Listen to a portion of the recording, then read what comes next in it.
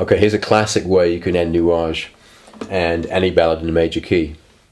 And this is the device where you keep the tonic, in this case the G, on top, and the chords move below. So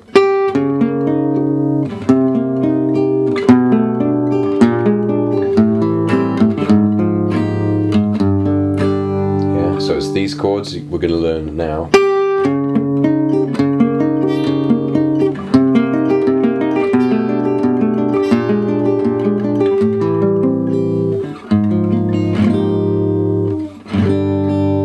So what happens if we just rewind the tape slightly before that moment?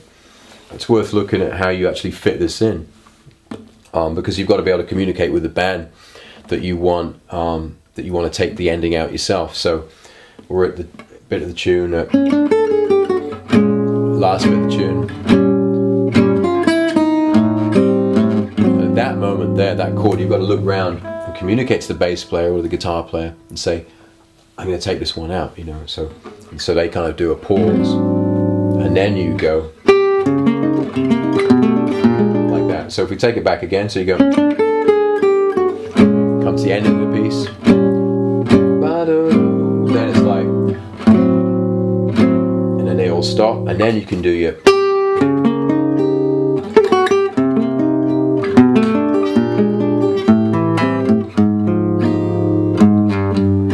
So it's important to get it in context of the let's say the kind of arranging the piece, being in control, so you can make sure that you can make that ending sweet. So let's have a look at the chords. Like I say, we've got the G in the top at all times, and the first chord is, so it's the 9th fret on the bottom E. Then we've got the D string 8th fret, G string 8th fret, and the G on the 8th fret B string. So this chord.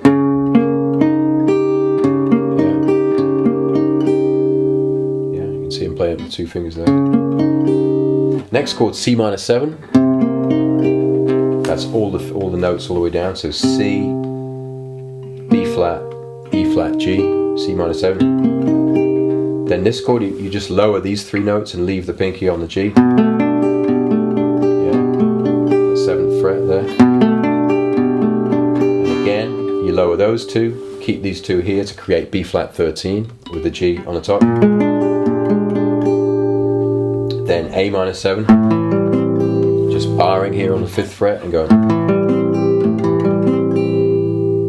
Then A flat major 7, you have to change position here and then go. So that's barred on the 3rd fret, and then 2nd finger on the A flat, 3rd finger on the 4th fret on the B string there. So A flat major 7. That G at the top there, you can hear it. So just practice those chords slowly. Maybe arpeggiate them so you can hear each note ringing clearly.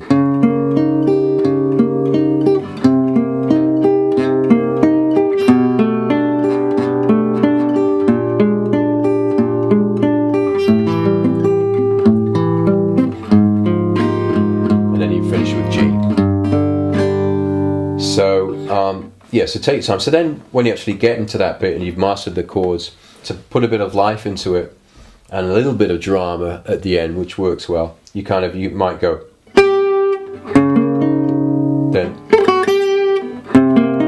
the basic point being that you want that G to sing out above all the other harmonies. So it's the G you hear. Your ear is led by the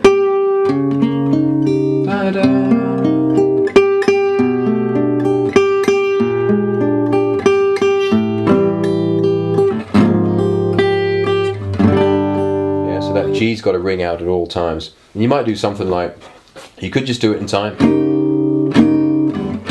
then you could do it with the band, everyone in time.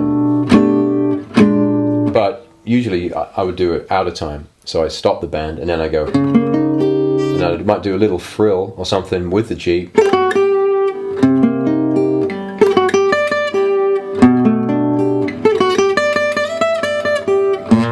Just playing around with the G there. Whichever G chord you want. Again, important, the last chord. Just sounds nice, the G major. Harmonics, they work on the 5th fret for G. So D7, G. So that works really well. So I'll do it in context of the tune again. I'll pretend the band's with me, and I'll lead you through it. So last time.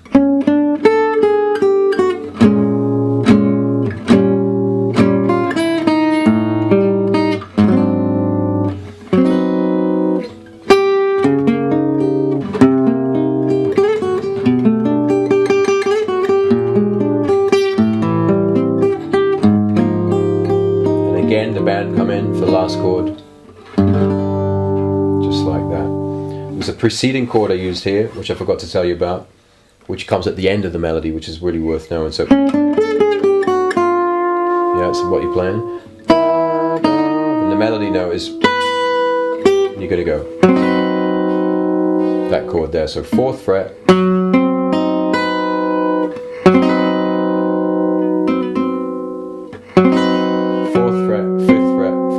7th fret, then, yeah, so again,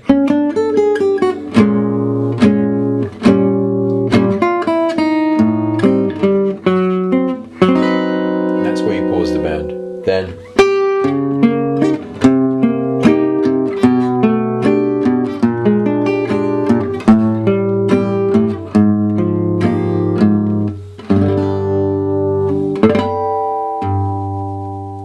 really classy way to finish Nuage.